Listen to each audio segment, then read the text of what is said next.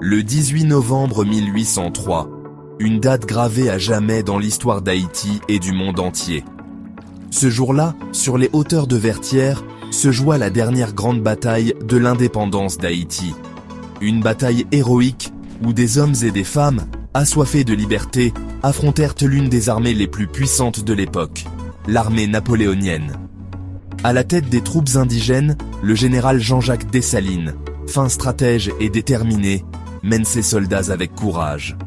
Aux côtés de figures emblématiques comme François Capois, surnommé Capois la mort, ils sont prêts à tout pour obtenir la victoire. L'assaut commence.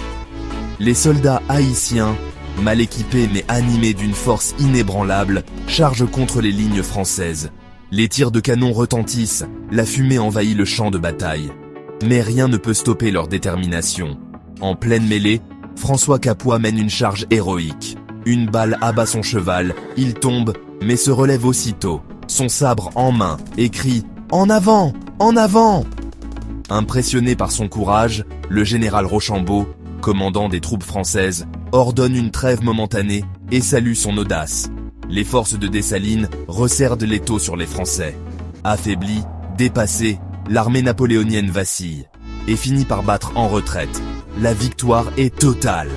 Haïti devient le premier pays noir à conquérir son indépendance par les armes. Cette victoire à Vertières scelle le destin d'Haïti. Le 1er janvier 1804, Dessalines proclame l'indépendance et fait d'Haïti la première république noire libre du monde. Vertières. Un nom gravé à jamais dans l'histoire comme le symbole du courage, de la résistance et de la quête éternelle de liberté.